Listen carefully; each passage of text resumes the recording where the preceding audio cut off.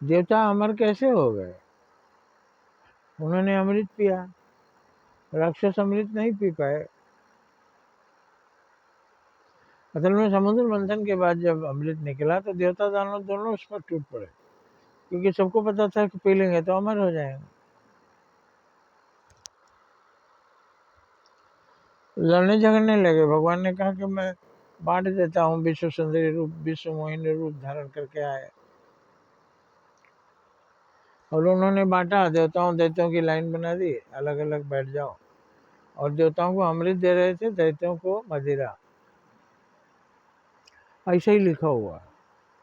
तो भगवान बेईमानी कर रहे थे ना भाई, दोनों मेहनत करके अमृत पाया था, तो आप क्यों उसको अमृत देवताओं को दे रहे थे? देवताओं के साथ पक्षपात कर रहे थे, बेईमानी कर रहे थे, घोटाला कर रहे थे कि देवताओं को अमृत दे रहे थे और दैत्यों को मदिरा।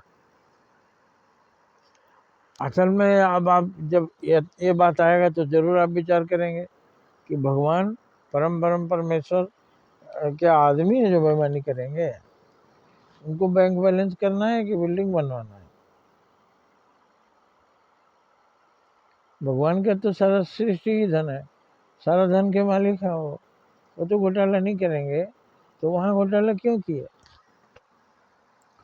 उसका अर्थ ये नहीं है। उसका अर्थ ये है कि भगवान ने सबको अमृत दिया, पर दैत्यों ने मदिरा पसंद किया, अमृत नहीं।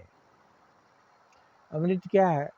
जब लोगों की आप सेवा देंगे, लोगों को आप उपकार करेंगे, लोगों को आप भला करेंगे, लोगों को आप सुख देंगे, तो आप देवता कहलाएंगे और देवता अमर होते ही। जब लोगों का आप भला करेंगे तो आप अमर होंगे ही।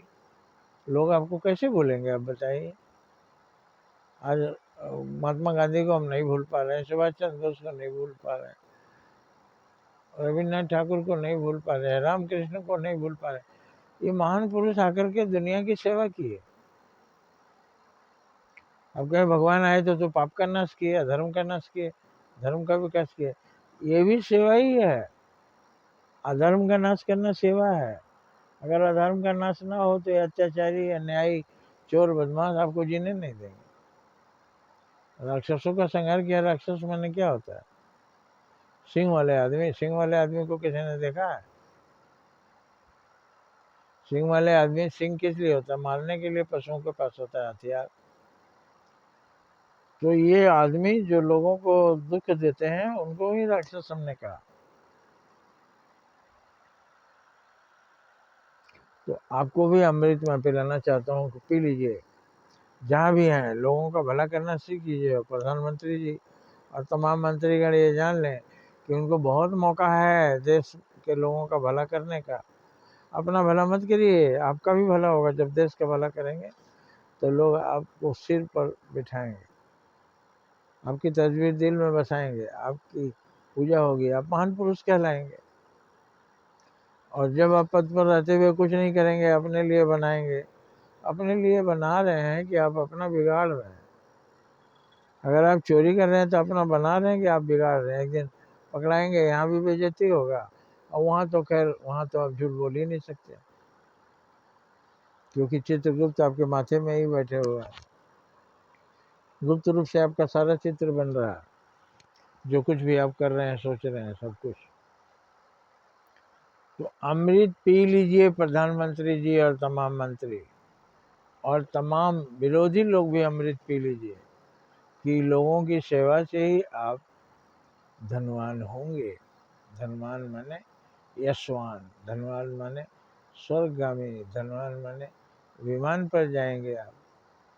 बाकी वैतरणी नदी वगैरह जो पार करना पड़ता है उससे बच जाएंगे, तमाम दुर्दशा से बच जाएंगे। इसलिए सेवा का अमृत पी लीजिए। लोगों को धोखा मत दीजिए। लोगों में भगवान है और भगवान सब समझते हैं कि आप सच्चे मन से कर रहे हैं कि बेईमानी कर रहे हैं। बेईमानी कर रहे हैं तो वो आपको सबक जरूर सिखाएंगे। इसलिए सत्ता पक्ष या विपक्ष, वो दोनों को ही समझ लेना चाहिए।